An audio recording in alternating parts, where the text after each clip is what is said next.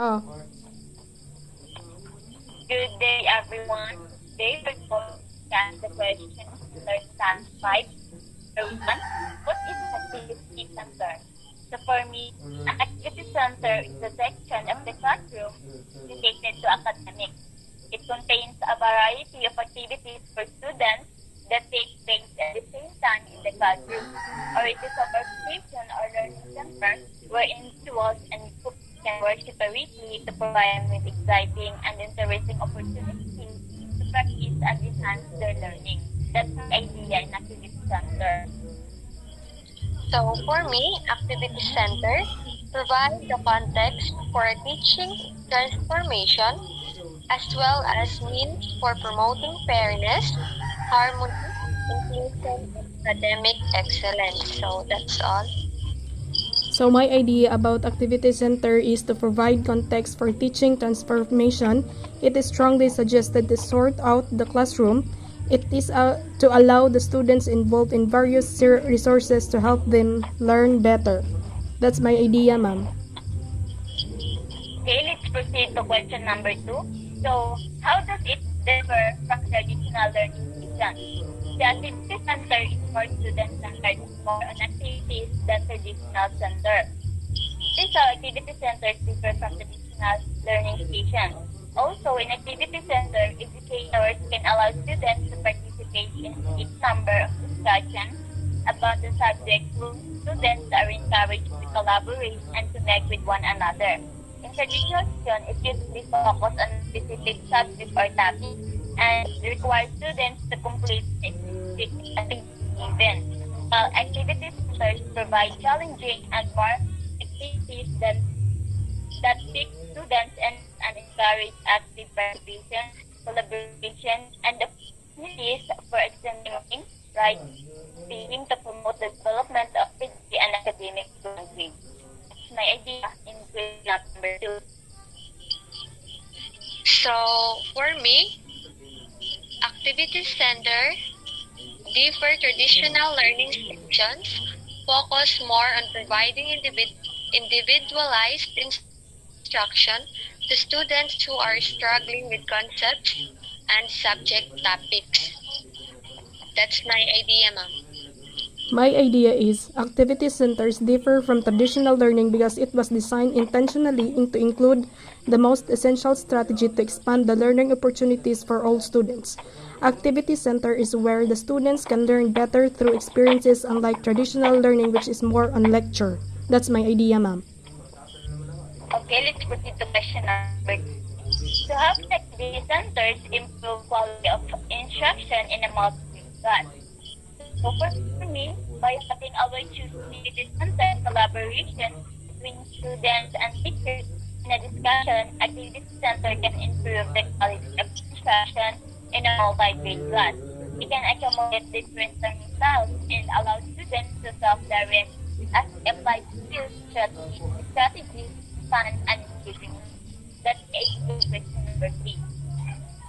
So to improve the quality of the multi-grade class students, the students should engage in demonstrating in learning process to increase their attention and focus, motivate them to practice higher level critical thinking skills and promote meaningful learning experiences.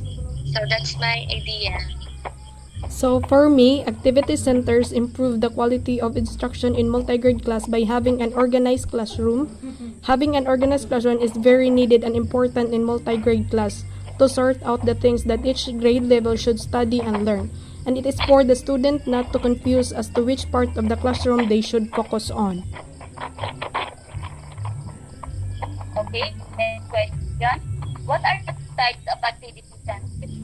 So the teacher-led instructional center and independent center collaboratively with the first are the two types of activity center.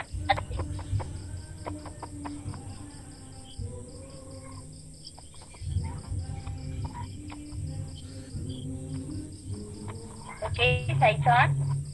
So first is the teacher-led instructional conversation or IC center. The teacher engage in challenging tasks and instructional conversation. Number two, independent centers. Students work in heterogeneous groupings independent of teacher assistance and following directions. So that's it.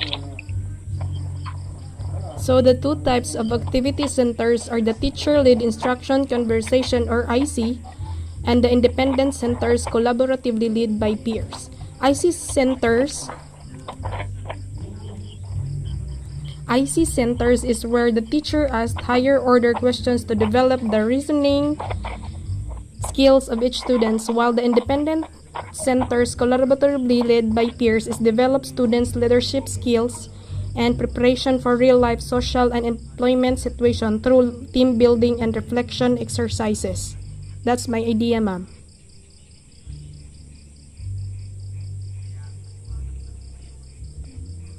Ma'am Melanie, Okay, question number 5.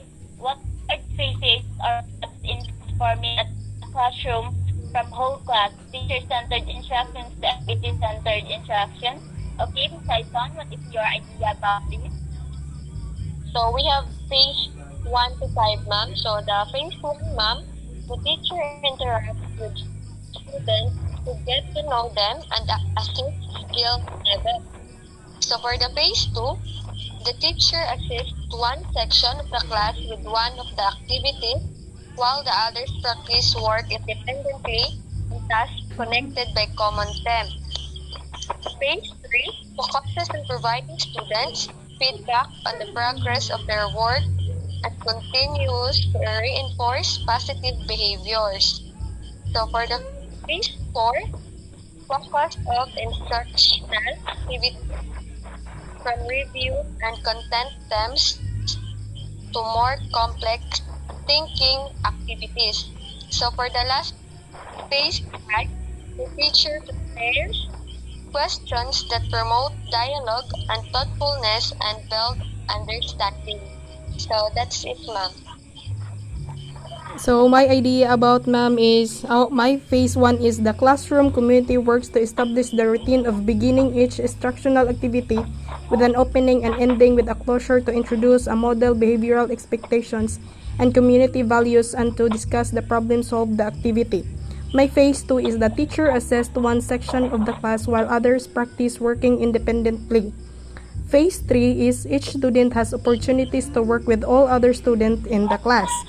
My phase 4 is attention shifts from logistic, behavioral expectations, and community building to academic content. The last phase is students continue to work in heterogeneous groupings and independent activity centers, and now also work homogeneous groups at the IC center where the teacher engaged students in instructional conversation. That's my idea, ma'am. Okay, my idea about this is that in phase 1, the values of the community are presented by the example, refers to the activities by the branch that the teacher also manages the classroom and establishes participation expectations. This is the minimum standard that pupils should meet. Another establishes routines which promote behavioral expectations and promote community norms by opening and closing on time. It serves as the start of the conditioning process for kids. To keep students motivated, teachers should compliment them on their positive behaviors and contributions to the classroom community. This phase is unit 4. Students are grouped according to their needs, and their teachers circulate among the students interacting with. So, phase 2. Groups are homogeneous throughout phase 2, just as they were in phase 1. The teacher, on the other hand, talks to the other groups and assigns them activities in which they can work freely.